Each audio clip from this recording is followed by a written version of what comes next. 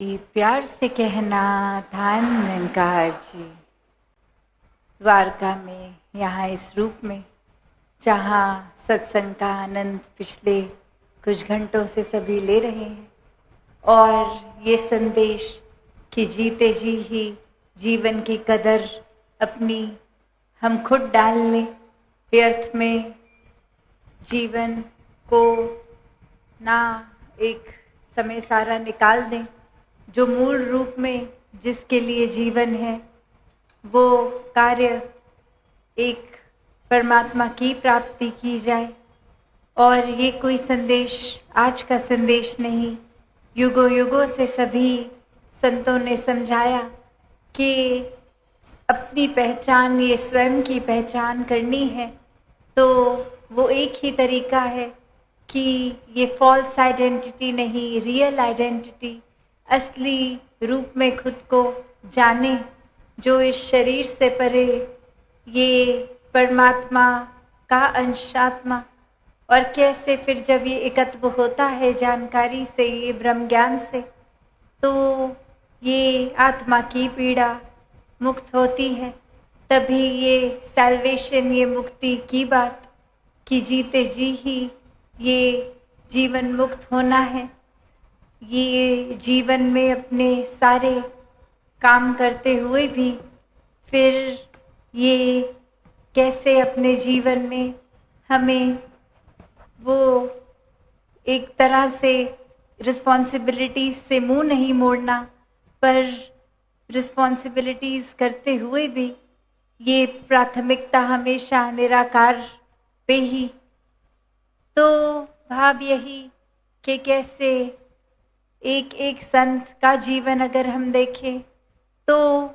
सही कारण से ही परमात्मा से प्यार करना है, यही संदेश मिला। क्योंकि अगर लालच से परमात्मा से प्यार है तो फिर वो असली मायने की भक्ति नहीं रही। अगर सिर्फ कोई एक सिक्योरिटी ही जीवन में चाहिए, एक सुरक्षा रूप में कि कुछ बुरा नहीं होगा इसलिए परमात्मा का नाम लेते हैं, जुड़ते हैं, तो फिर वहाँ पे भी ये निस्वार्थ नहीं हुआ मन, ये भक्ति फिर स्वार्थ की ही। कहीं इस वजह से ली जा रहा है नाम कि कैसे हम अगर परमात्मा का नाम लेंगे तो शायद एक शरीर में भी कोई कष्ट नहीं आएगा, आर्थिक हो या कैसी भी एक बुरी चीज़ें एक ये जीवन में नहीं महसूस करने को मिलेगी। तो भाव वही जैसे अभी सत्संग में भी सुना कि ये सूफी संत राबिया की जिक्र भी हुआ, और उन्हीं की ये कहानी भी कि एक दिन बाजार में एक हाथ में मशाल आग की लेकर और दूसरे हाथ में पानी की बाल्टी लेके पूरे बाजार में ये सूफी संत राबिया घूम रही थी। और पूछने वालों ने पूछा कि ये क्या कर रहे हो, तो बात यही बोली गई कि ये जो मशाल है, इसकी जो आग है, इस आग से मैं ये हेवन, ये स्वर्ग, इसको जलाना चाहती हूँ, और जो बाल्टी में पानी है इससे नर्क की आग बुझाना चाहती हूँ। और फिर पूछने वाले पूछते हैं कि वैसे तो ऐसा कर नहीं पाओगे, पर चलो अगर ऐसा कर भी दिया तो उससे हासिल क्या करना चाहते हो। और वहीं राबिया जी ऐसा बोलती हैं कि एक इंसान ने जहाँ इस तरह से अपनी सोच, अपने जीवन को बना लिया है कि ये एक ईश्वर का नाम लेके स्वर्ग मिलना है, और नहीं मिल अगर ईश्वर के साथ तो फिर नर्क। तो जब ये दोनों एंटिटी, स्वर्ग और नर्क ही खत्म हो जाएंगे, जिस तरह से अगर वो बात समझाते हैं कि नर्क में अगर जितनी भी आग है उसको ये पानी बुझा दे, और स्वर्ग की शीतलता, वो शीतल ना रहे, वहाँ पे आग लग जाए, तो फिर ना स्वर्ग बचा ना नर्क, तो अब क्या बचा। और बात यही वो संत समझाते हैं कि एक परमात्मा और परमात्मा से प्यार यही बचना है। क्योंकि अगर वाक्य ही ये प्रेमा भक्ति भरा जीवन बना रहेगा तो किसी लालच से कि अच्छी चीज़ें अगर हम कर रहे हैं तो स्वर्ग मिले, या फिर भय बुरी चीज़ों का कि स्वर्ग ना मिले, जब इन बंधनों से भी हट गए तो प्यार ही बचा, और प्यार ही सही कारण भी इस परमात्मा के प्यार में भक्ति की गई तो वाक्य ही वो ही भक्ति श्रेष्ठ रूप में एक अपने प्योर रूप में भक्ति है।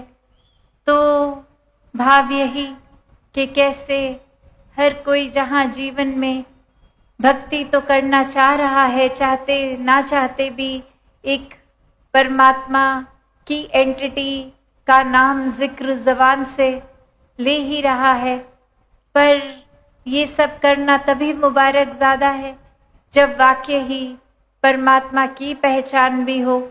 परमात्मा को अंग संग हर समय के लिए ये एहसास रूपी नज़र से देखकर, ये ब्रह्म ज्ञान की दृष्टि से देखकर हर पल में परमात्मा ही दिखेगा। और फिर परमात्मा हर किसी में जब दिख रहा है तो फिर ना किसी के प्रति कोई बुरे ख्याल, ना ऐसी सोच कि कर्म बुरा होगा, और ना ही उस रूप में और कोई एक वेस्टेड इंटरेस्ट, एक स्वार्थ के कारण